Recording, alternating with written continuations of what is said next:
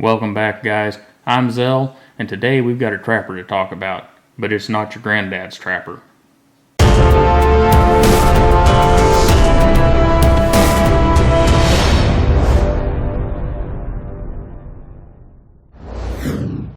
When most of us think about a trapper pattern knife, this is exactly what we think of.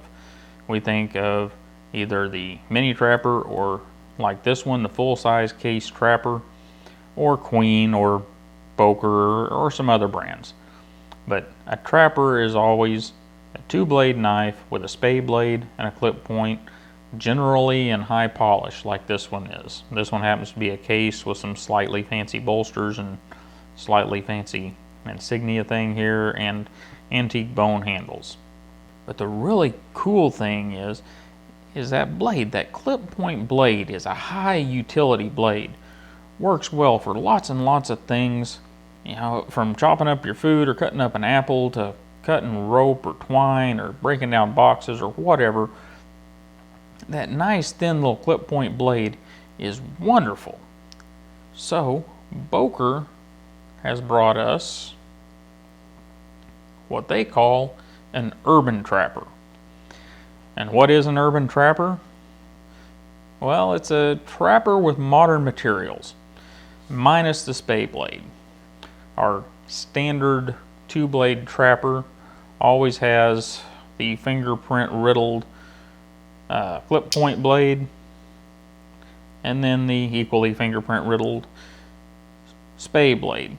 And the spade blade's not so useful in everyday carry, and it's more of a blade designed for people dealing with cattle or trappers, of course, because that's the name of this pattern. So Boker gave us just the clip point blade in these urban trappers. And as you can see with them open, we have our clip point blade, very similar, not the same as, but very similar to what Case and their classic pattern uses. And the clip point is the utility blade that has made its way to the urban trapper. I'll take the Case and put it away. It's a pretty knife, but just not something to carry every day. These two, however, are just beautiful carry knives. We'll take the Cocobolo one, get a look at it. This one belongs to my buddy James. He picked it up a couple weeks ago and wanted to have it sharpened, so we gave it a nice edge. And in trade, I get to do a video with you guys. And it is a very pretty knife. As we talked about, we've got our clip point blade, and Boker has done a pretty good job of bringing that blade into the modern times. Still very reminiscent, but we have less flat and a little more gradual belly than we normally get out of a classic design trapper. And right up here we have some swedges, very nicely cut, and the blade is not squared off, it's rounded off. It really is designed for urban carry, designed not to have too many sharp edges. And there's our Cocobolo, very nice, and they've left it a little bit textured, which, you know, it's not my favorite, but still very, very nice. And whenever you take one of these little guys and give it the light switch, it just flies right out. And it is running on the, I believe it's IKBS, the loose ball bearing system. So not only does it fly right out, but whenever you take the lock bar pressure off, the blade drops free. Getting a closer look at the full titanium one,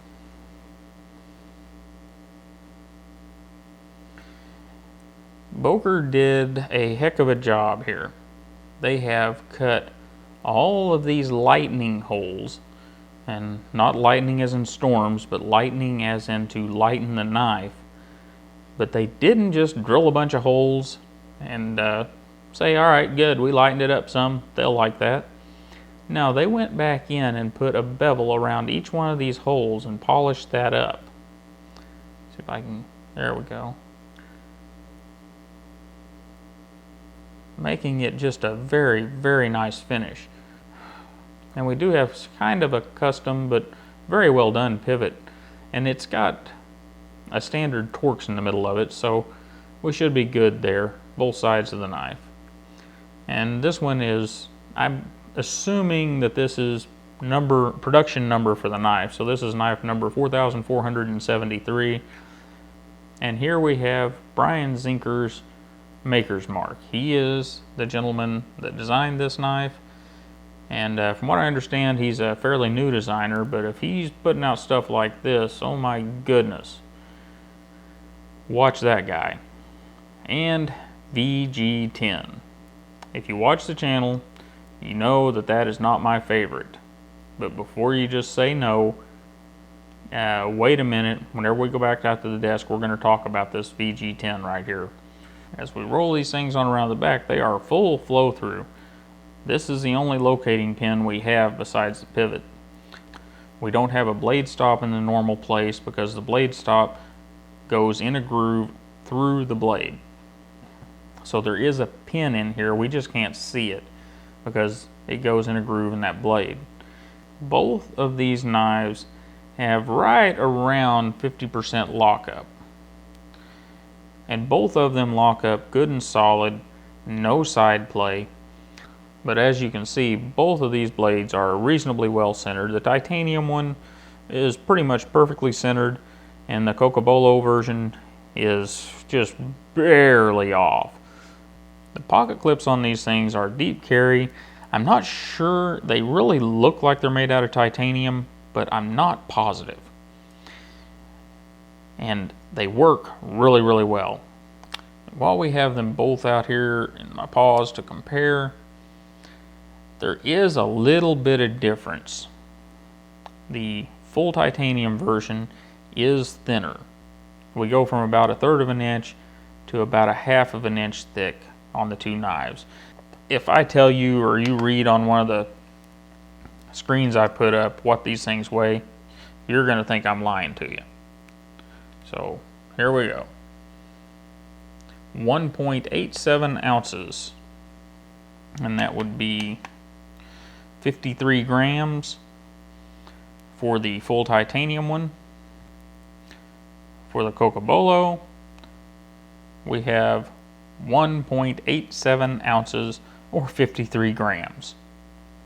So these things don't weigh anything. Last thing we're going to go over before we get back out to the desk is the ergonomics. And friends, this knife is not meant to be super ergonomic. This knife is meant to have enough handle to cover this 3.5 inch blade. And I can hear you now, well, why does it have to be a 3-inch blade? Why can't it be a 2.99 or something so I can have it wherever I'm at? Well, I think Mr. Zinker was thinking about this whenever he made the knife. I wear large gloves, and whenever I put my hand around the knife, I have just a little bit of knife sticking out here. So that means a person with extra large that wore extra large gloves would still be able to get their hand around it and have something to hold on to. So that's my guess as to why the knife is 3.5 inches. You know, ergonomically, it works just fine. It's, you know, you got your flipper tab there to keep you from getting too far up on the blade. And all your pinch grips and whatnot, it works fine. If you did need to use it here, it's a little small, but you know, you could do it. But that's not what it was designed for. And if you think, well, I'll get one that's got the G10 or the Cocobolo or the carbon fiber, it really doesn't do that much. It is a little thicker. It may feel slightly better in the hand, but for me, the Cocobolo raises the pocket clip up to a point where the pocket clip, I can feel it. It's not bad, but I can feel it. So ergonomically, they're not super ergonomic by any stretch of the imagination, but that's not what they're designed to be. They're designed to be very small EDC knives with a generous approximately 3.5 inch blade that will slide into a pocket and be out of the way.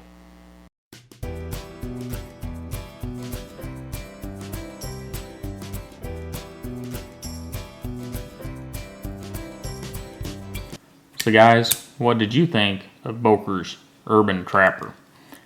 I think Boker has done a really good job of bringing us a trapper style knife with modern materials, a flipper, ball bearings, all the good things that are nice to have in a knife in 2016. And they've done it with some panache. They've done it with some style. You know, they went the extra mile and done a little extra milling on these holes, contouring on the Cocobolo, and I assume contouring on the G10 and the carbon fiber as well. And they've given us a knife that can easily take the place of those light duty EDC knives, such as a Kershaw Leak or something of that sort, the Uros from CRKT, and do it at under 2 ounces. And while it's not a heavy duty knife, it's robust enough to get any of your EDC tasks done. And I told you guys that I would talk about the VG10. VG10, as you guys know, is not my favorite steel. However, it's the VG10 from Spyderco that gives me problems. I just don't like it. Sorry, Sal, but it just doesn't do it for me.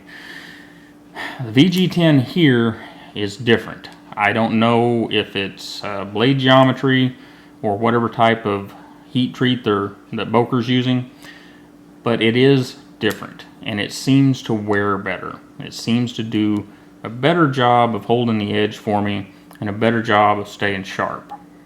So I don't have a problem saying that this is some good VG10. And as you guys can see, I really, really like these knives. And I've been carrying one for, I don't know, 3-4 weeks.